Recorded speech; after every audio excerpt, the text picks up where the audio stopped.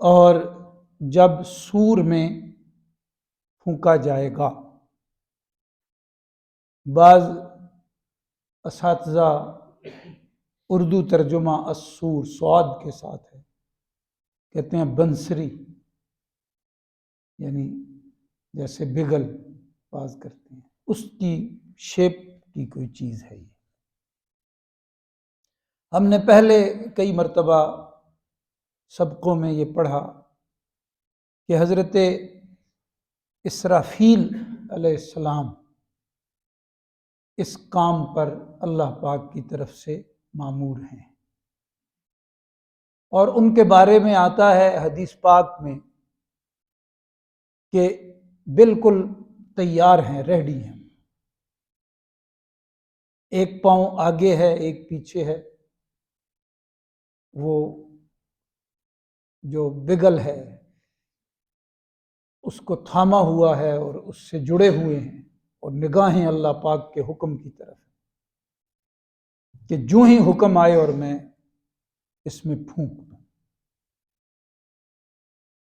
اس کا ذکر یہاں آ گیا. اس سے قبل جو 3 آیتیں ہم نے گزشتہ سبق میں پڑھی تھیں، وَيَقُولُونَ مَتَىٰ هَٰذَا الْوَعْدُ إِن كُنتُمْ صَادِقِينَ، وہ کہتے ہیں کہاں ہے قیامت؟ اگر سچے ہو تو بتاؤ نا کہاں ہے، کیوں نہیں آتی، کیوں نہیں لاتے؟ تو فرمایا گیا مَا يَنظُرُونَ إِلَّا صَيْحَةً وَاحِدَةً تَأْخُذُهُمْ، وہ تو بس انتظار کر رہے ہیں ایک چیخ کا جو انہیں پکڑ لے گی. وَهُمْ يَخِصِّمُونَ، وہ اس حال میں ہوں گے کہ جھگڑے میں جھگڑ رہے ہوں گے. فَلَا يَسْتَطِيعُونَ تَوْصِيَةً، پھر کوئی وصیت کے قابل بھی نہیں رہیں گے. وَلَا إِلَىٰ أَهْلِهِمْ يَرْجِعُونَ، نہ اپنے گھر والوں کی طرف لوٹ سکیں گے. وہ گھڑی جو آ گئی تو پھر تو کچھ بھی نہیں بچے گا. اب یہ سوال جو ہے کہ کب آئے گی یہ بتا دیں، اس میں ایک معنی یہ بھی ہے نا، ایک یوں بھی مطلب نکلتا ہے کہ وہ کیوں نہیں آ رہی، اسے کیوں نہیں لایا جا رہا، لا کے دکھاؤ، یا یہ بتا دو کہ وہ کب آئے گی، قیامت کب آئے گی. یہ ایسے ہی سوال ہے جیسے کوئی کہے مجھے بتاؤ میں کب مروں گا. جس طرح یہ نہیں پتا کہ موت کس کو کب کہاں کس حال میں آئے گی، اسی طرح یہ بھی کسی کو نہیں معلوم کہ قیامت کب آئے گی. موت بھی یقینی ہے،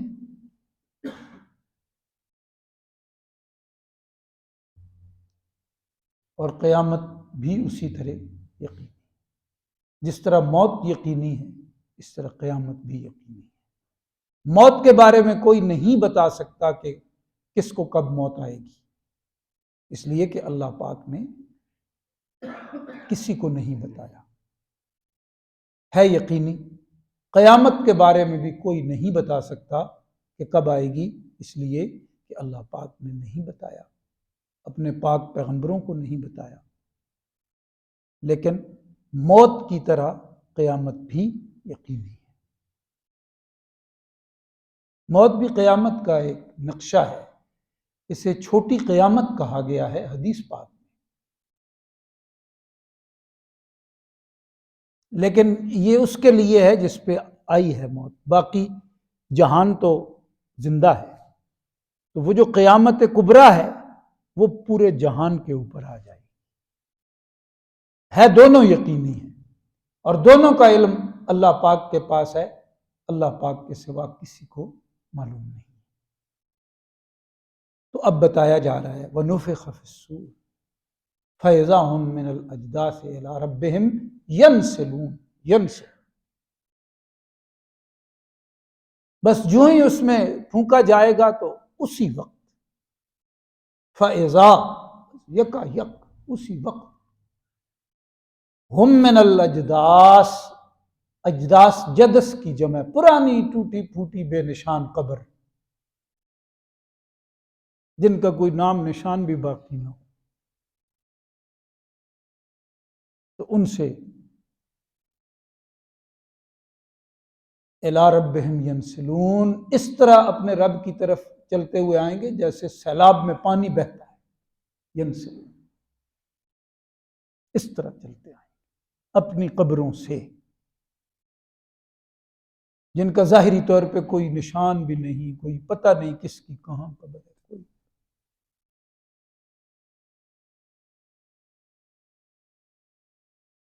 بعض مفسرین اکرام نے بتایا ہے کہ 500 کے لگ بھگ انبیاء کرام صرف مطاف میں دفن ہیں، تو بعض نے بہت بڑی تعداد بتائی، اب کون کون ہے نہیں پتہ، خدا جانے جس جگہ ہم بیٹھے ہیں یہاں پہ کتنے لوگ دفن ہوں گے، ہوئے ہوں گے، نہ نشان ہے نہ نام ہے۔ ہم سے تو سب کچھ گم ہو گیا ہے، لیکن اللہ پاک سے گم نہیں ہوا، سب آ جائیں گے۔ قالوا یا ویلنا من بعثنا من مرقدنا، کیونکہ ذکر انہی کا ہو رہا ہے نا جو انکار کر رہے تھے قیامت کا، آخرت کا۔ مشرک جو مکہ کے مشرک تھے یہ آخرت کا انکار کرتے تھے، بس دنیا ہی دنیا ہے، آخرت نہیں ہے، تو وہ کہیں گے ہم پہ بڑا افسوس، ہائے افسوس، کس نے ہمیں ہماری قبروں سے اٹھا دیا، اور وہ جس لیے اٹھایا ہوگا وہ سارا منظر سامنے ہوگا، تو کہیں گے ھذا ما وعد الرحمن، یہ تو وہی ہے جس کا وعدہ رحمان نے کیا تھا، الرحمن اللہ رب العالمین نے، وصدق المرسلون، اور اس کے جو بھیجے ہوئے تھے انہوں نے سچ فرمایا تھا، ان کی بات آج جاگتی آنکھوں کے سامنے ہے، اس دن یہ کہیں گے ان کانت الا صیحۃ واحدۃ، نہیں ہوگی مگر ایک تیز آواز، ایک چیخ ہوگی، فَإِذَا هُمْ جَمِيعٌ لَدَيْنَا مُحْضَرُونَ، تو اسی وقت سب کے سب ہماری بارگاہ میں حاضر کر دیے جائیں گے، ایک آواز ایسی ہوگی کہ سب کے سب حاضر کر دیے جائیں گے۔ یہ اب دیکھیں 49 نمبر آیت میں ہم نے پڑھا ما ینظرون الا صیحۃ واحدۃ، اب فرمایا وہ ان کانت الا صیحۃ واحدۃ فاذا هم جميع لدینا محضرون۔ یہ کہتے تھے کیسے ہو سکتا ہے، پتہ نہیں کون کب مرا تھا، کہاں دفن ہوا، کوئی عطا پتہ نہیں، کوئی نام نشان نہیں، کیسے ہو سکتا ہے؟ حق تعالیٰ نے فرمایا بس ایک آواز ہوگی، جن قبروں کا کوئی عطا پتہ نہیں ان میں سے بھی یہ نکل کے آ جائیں گے اجداث سے، اور آئیں گے ایسے جیسے سیل رواں ہے، ینسلون کی جو لغت ہے اس میں یہ معنی ہے جیسے سیلابی پانی چل کے آ رہا ہوتا ہے اور بہتا ہے، بے ترتیب بہ کے آ رہا ہوتا ہے وارفتگی کے ساتھ، اس طرح یہ سب کے سب اپنے پروردگار کی طرف دوڑیں گے، چلیں گے، تو اس کے لیے اہتمام کتنا کیا ہوگا، بس ایک آواز۔ یہ سب مراحل ہم پہ آنے ہیں اور اللہ پاک خیر کے ساتھ فرما دے۔ فَالْيَوْمَ لَا تُظْلَمُ نَفْسٌ شَيْئًا، تو وہ جو دن ہوگا نا، وہ روز قیامت، جس کے بارے میں ہم نے پڑھا، کئی مرتبہ دہرایا کہ وہ ایک دن کتنا ہوگا، 50,000 برس کا، تو اس دن کسی کے ساتھ ذرا سا بھی ظلم نہیں برتا جائے گا، بس یہ دن وہ ہے کہ ذرا بھر کسی کے ساتھ ظلم نہیں کیا جائے گا، وَلَا تُجْزَوْنَ إِلَّا مَا كُنْتُمْ تَعْمَلُونَ، اور جو سزا ملے گی وہ اعمال کے مطابق اور موافق ملے گی، جو عنایات ہوں گی وہ اعمال کے مطابق نہیں ہوں گی، لیکن جو سزا ملے گی وہ اعمال کے مطابق ملے گی۔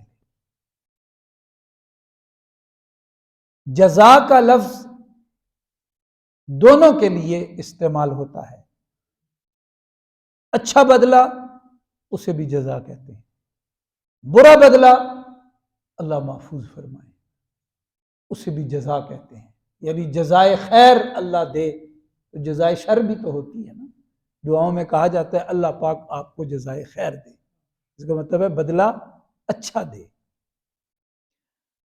عطا جب فرمائیں گے تو وہ اعمال کے مطابق نہیں ہے، اس سے کہیں زیادہ ہے، وہ اللہ پاک کی اپنی عنایت کے مطابق اور مہمان نوازی کے مطابق ہوگا۔ نزلا من عند اللہ وما عند اللہ خیر للابرار۔ سوچ بھی نہیں سکتے، دنیا کا شے دماغ نہیں سوچ سکتا بڑے سے بڑا حتمی درجے کا کہ وہ نعمتیں کیسی ہوں گی، وہ بدلہ کتنا اونچا اور عالیشان ہوگا۔